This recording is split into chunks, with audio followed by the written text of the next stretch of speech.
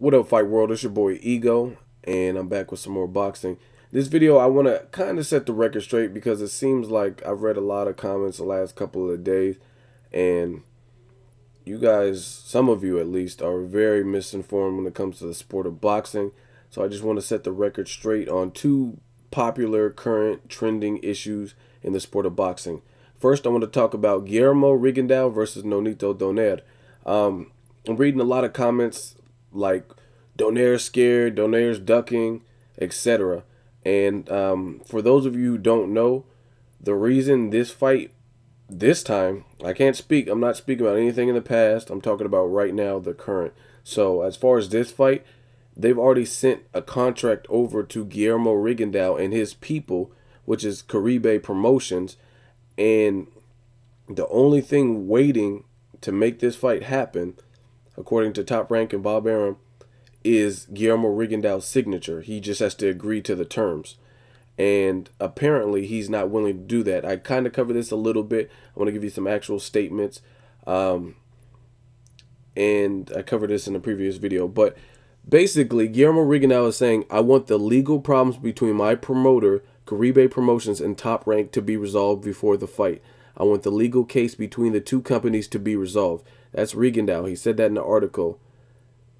And basically, how are you calling Nonito a ducker if the whole reason this fight is not taking place, if it doesn't take place, is Guillermo Rigondeaux?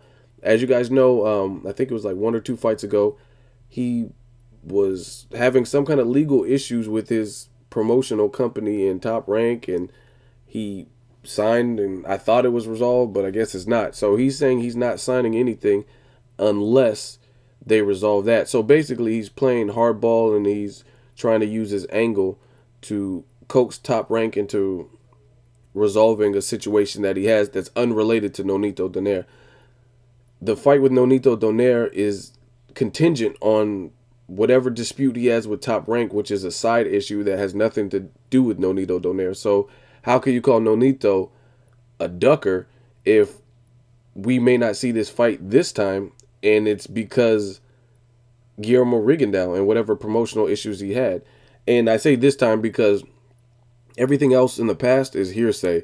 I've heard like Nonito Donaire is scared of him and he's ducking him. And I mean, there's no way you could really prove that anybody was ducking anybody because the fight, to my knowledge, hadn't been contracted on paper. It was just a fight that the fans wanted to see. So I say this time, but really there is no other time where the fight was close to being made. To my knowledge, it was just a fan-friendly fight that everyone wanted to see, a fantasy fight, if you will. And again, it's not happening at the moment because of whatever Guillermo Rigondeaux has contractually with Top Rank. He wants to use that as leverage to, like, hey, if you don't resolve this, Bob Arum, Top Rank, then I'm not signing to fight Nonito Donaire.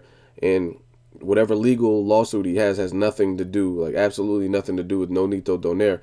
Plus, they're offering him a large sum of money, the most money he's ever made in his career. So realistically, there's no reason, if this is just for like legacy and it's for the sake of the fans and it's for the sake of who's pound for pound better, why not take the fight, get the most money of your career, take the fight, and beat Nonito Donaire if that's the case, if that's how you feel. And I know a lot of people who are saying Guillermo Rigondeaux will beat Nonito Donaire. If that's the case, then why doesn't he just suck it up, fight Nonito, and then deal with all the bullshit and whatever lawsuit shit later? And Bob Arum, he also spoke to boxing scene, and he said this. He said it's craziness. If he doesn't straighten it out, talking about Guillermo Rigondeaux, we'll go with Vic Darchinyan.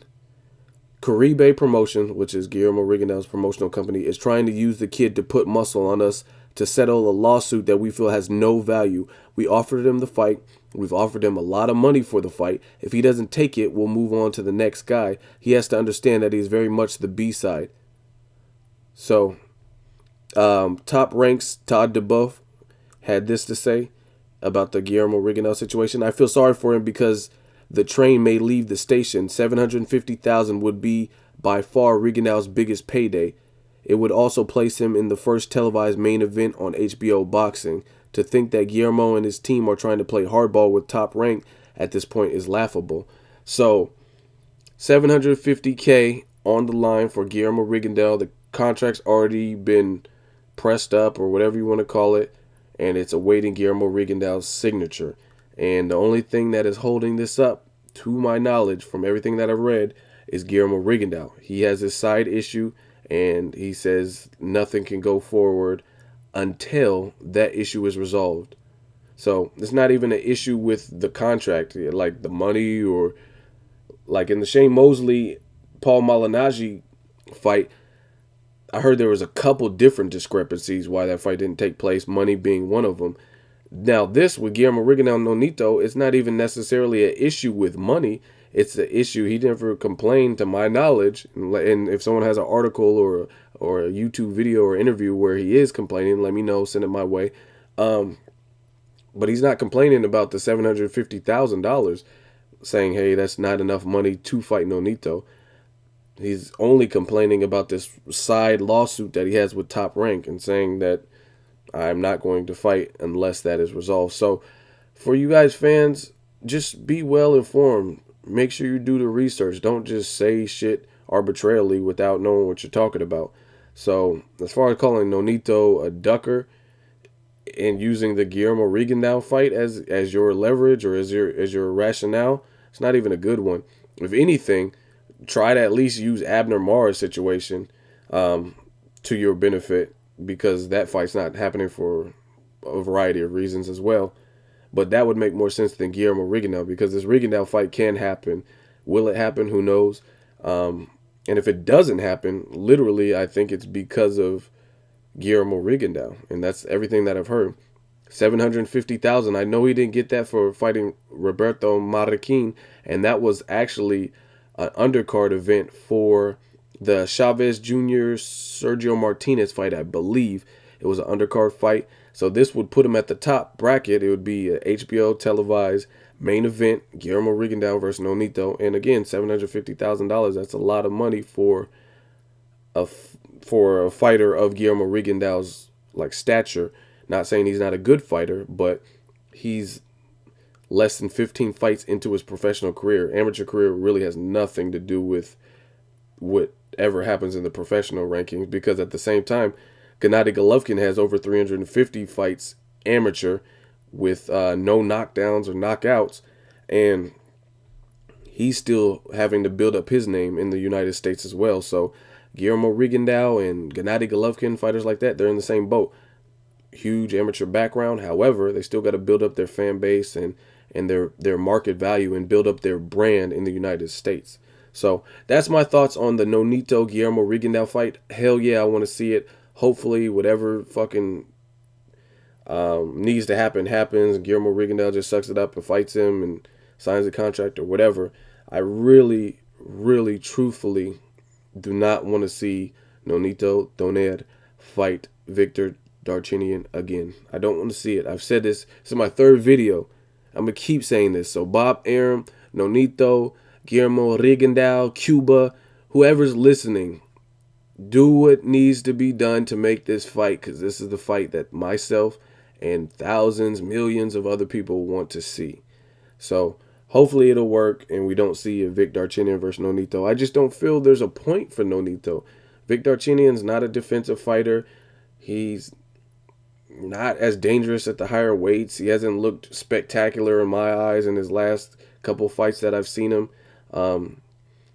Moreno from Panama, when he fought him, had him looking bad because Moreno's such a slick fighter. And then we see Moreno against Abner Mares, and Abner Mares beat both of them. He beat Moreno and he also beat Vic Darchinyan. So I'm not really high up on Vic Darchinyan versus Nonito. I just don't see, there's nothing debatable about their first encounter in terms of who's going to win. If anything, if Vic Darchinyan had a chance to win, I would say it would be at that point. But Nonito also has momentum, and I just don't see a point for that fight. So that's one thing. So as a fan, make sure you do your research and know what you're talking about before you speak. Second of all, the other thing that's hot on a lot of people's radar is Floyd Mayweather Jr.'s next opponent. He did mention, and I did a video on this, that Devin Alexander is a runner for his May 4th fight, and it would be a unification bout. A lot of people are complaining. I myself on my video complained. It wasn't the fight that I anticipated. I was thinking hopefully Robert Guerrero, the Ghost, or Canelo.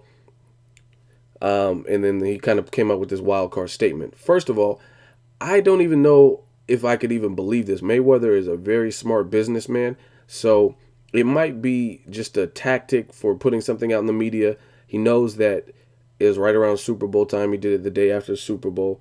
That it'll be like all eyes on. People want to know who he's going to fight. He's been pretty much MIA for a minute. Is he beefing with 50 Cent? He was in jail, etc. His uncle/trainer is sick. People want to know what Mayweather's next fight will be and how he's going to look, because we haven't seen him fight since last May against Miguel Cotto, and that was a tough fight for him, and he pulled off the win. So it could, and I think it is, just a marketing strategy to jar up a lot of attention, to jar up a lot of conversation.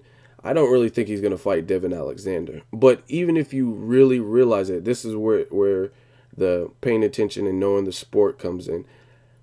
Even if he does select Devin Alexander is on a win streak. He has an impressive win over Maidana. I thought he looked probably the best that I've seen him against Maidana. And then he had a fight against Randall Bailey, and he won that fight. It was a boring fight, definitely. But he still won it, so he's still on a win streak.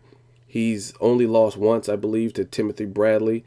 And there was a couple of issues with that, headbutts and cuts, and he did definitely show a quitter mentality in that fight.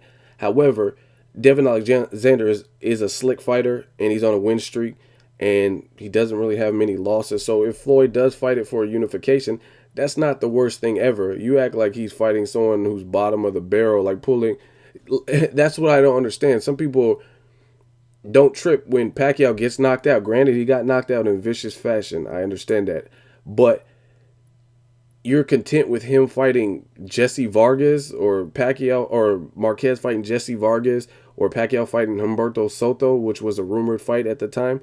And I don't really hear like outcries of complaints about that. But if Mayweather fights someone else who has a belt at 147, which is his pretty much his comfortable weight division, it's outlandish. Just because you wanted to see him fight Canelo or Guerrero, I don't agree with that.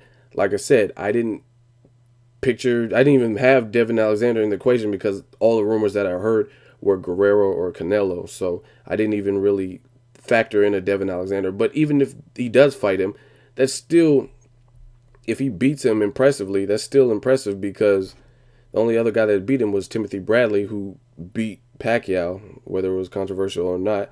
And he's on a win streak. He's young, and he has a belt. So it's not the worst thing ever. So as far as calling Mayweather a pussy or a cherry picker, that's because a lot of people want to see him lose. They want to see him fight whoever they think has the best shot of winning. And a lot of people don't think Devin Alexander has that. Another reason why I think that Mayweather might have just said that just to be toying with the media is because Devin Alexander doesn't really have, in my opinion, a fan base big enough to really substantiate a Cinco de Mayo fight. So that would be kind of weird for that reason if Mayweather does pick him, because he's not Hispanic and he doesn't have a huge fan base. So trying to make that a pay-per-view event, I don't know how many people would be interested. I mean, they had a hard time making Pacquiao versus Bradley sound appealing to people who weren't diehard boxing fans, because they didn't even know who Timothy Bradley was. So I don't imagine it would be any different for Devin Alexander. So we will see. I honestly think that he'll probably, I think he was just saying that, but even if he doesn't, it's not like he's picking a scrub opponent, somebody who's like terrible. And yeah, that's basically it. That's all I really have to say. I made this video kind of long. Devin Alexander wasn't my first choice, but if it happens, it happened. And it's still one step closer to a unification. Let me know what you guys think. Who do you want to see him fight? That's really it. Until next video, it's Ego signing off.